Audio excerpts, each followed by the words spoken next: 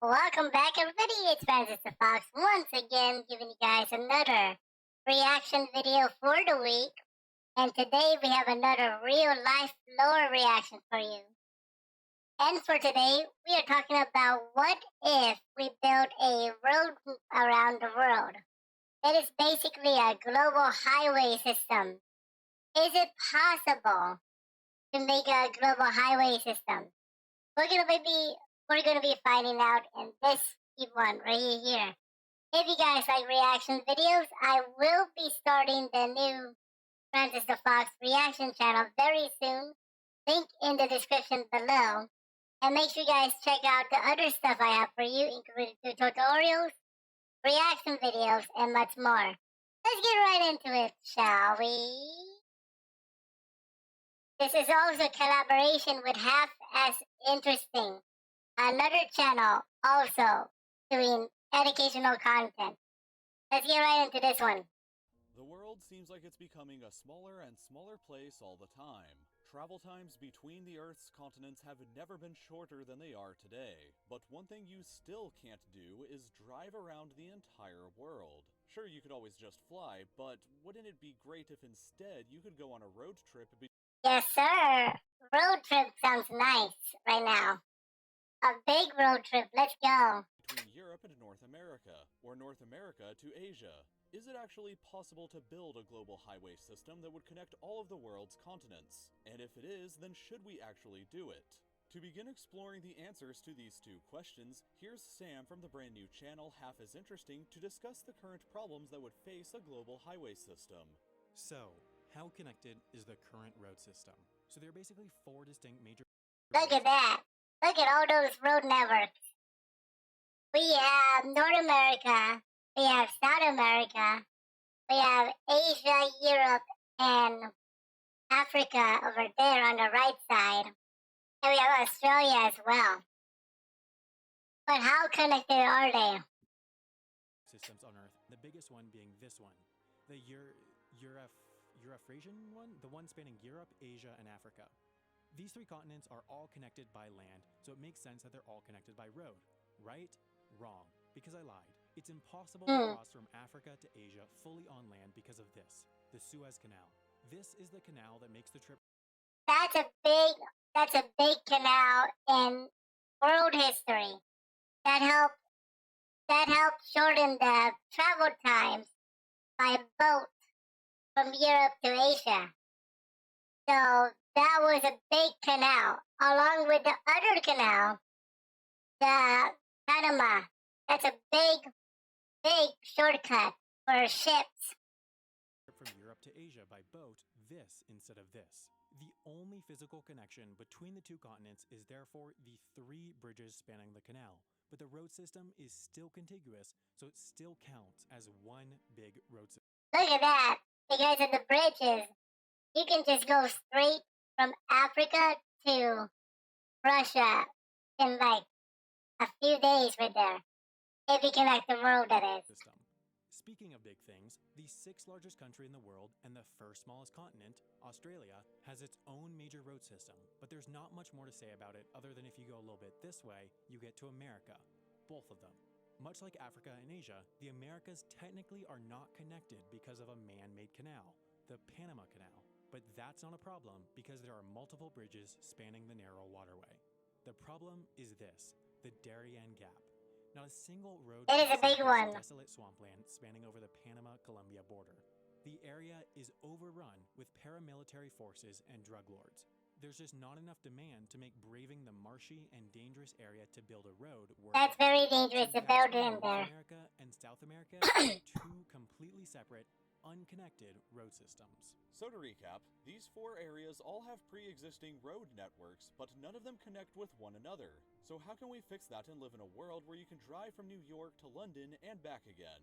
Let's imagine that this global highway would originate in Cape Town, South Africa, and end in Punta Arenas in Chile. That would be a nice road trip from South Africa to South America. That's very good road trip. The southernmost city in the world with a population over 100,000 people. The current highway system from Cape Town to Kinshasa is fine and would take you 51 hours to complete the whole drive. But once in Kinshasa, our first problem arises. There is currently no bridge over the Congo River between Kinshasa and Brazzaville, so the only current way across is by a ferry. In order for our global highway to work, we need to build a bridge across, which would cost around $444 million. That's already a lot of money right there. The drive from Brazzaville to Adalia in Morocco can continue just fine with existing highways. The total driving time across all of Africa so far stands at 7 days and 6 hours. That's a lot. But here we encounter one of the largest problems to our global highway, the Mediterranean Sea. Luckily, at this point, though, the sea separates Morocco from Spain by only 14 kilometers. But it's not the length that's the problem, it's the depth of the water, which is up to 900 meters deep at some parts. That's a lot. It would be a gigantic engineering challenge to construct, and the estimated cost is somewhere around $24 billion. But let's assume that it's built and you're now across from Africa in the town of Algeciras in Spain. You can now drive all the way from this town to the other side of Eurasia in Magadan, Russia on currently existing highways. And that drive That's a alone long would take trip. 7 days and 11 hours. When combined with your trip from Cape Town, the total drive from there to Magadan would take That's 2 14 weeks days and worth of 17 trips hours to right there. complete. In order to connect more people on the global highway, UK citizens could transport their vehicles through the channel and begin their journey on French highways on the way to Magadan. If you live in Australia, New Zealand, or Indonesia, then I'm sorry, but it's probably not possible to build a bridge connecting you guys to the system with our current technology. The distances that Australia and New Zealand are from everything else means that any bridge built would have to be at least 165 kilometers over open ocean, which is not very feasible. So basically, if the rest of the system is built, if you're living just about anywhere in Eurasia, you would be able to drive to Magadan. But getting from there to North America is perhaps the greatest challenge that the system faces. This is a map of the Russian highway system, and as That's you a lot. notice, this entire area here is full of nothing. Over 2,000 kilometers of brand new highways would have to be built through this vast and freezing land to connect to the small village of Uelen near the Bering Strait. From here, mainland Alaska is only 82 kilometers away, but a bridge doesn't have to be built that long alone because of these. The Diomede Islands luckily in the center between Alaska and Russia. Because That's of a them, good, you only need to build three separate bridges. smaller bridges instead of one long one. And the water depth is actually quite shallow at only 55 meters deep. But still, due to the freezing temperatures here, the challenge of building it would be enormous. I agree with that. That's be hard to build on. You need a lot of people to build that bridge. And remember, it's a freezing place there. You need to have a lot of clothing there if you're gonna build a bridge over that area. The bridge would likely cost an insane $105 billion to complete. And then there's the problem that the closest town in Alaska is 160 kilometers away from where the bridge would be constructed at. So another highway would have to be built out to there. But this town is even further separated from the rest of the road system in Alaska, which means that even more highways would have to be built entirely from scratch to connect all the way to Fairbanks. From here, finally, you can take existing roadways all the way down on a 129-hour drive to Yaviza, Panama. Yep. All the way down to Panama. But after that, we have the Durian Gap. The existing road system ends here at the aforementioned Durian Gap. So if the area could become a little more safe and a highway was built across the structure, you could drive even further all the way down to Punta Arenas in Chile, the southernmost major city in the world. To recap all of this one more time, these areas would have to see some major... Yeah, there's a lot. There's about 6 things you need to build. You need to build bridges. You need to build a new highway in Alaska. You need to build the bridges connecting the Diomede Islands to get to Alaska. So that will be a long time from now. And there's a lot of money. construction projects to build the global highway system. The longest route would be from Cape Town to Punta Arenas, and it would be over 52,000 kilometers long, take you over 28 days of driving time.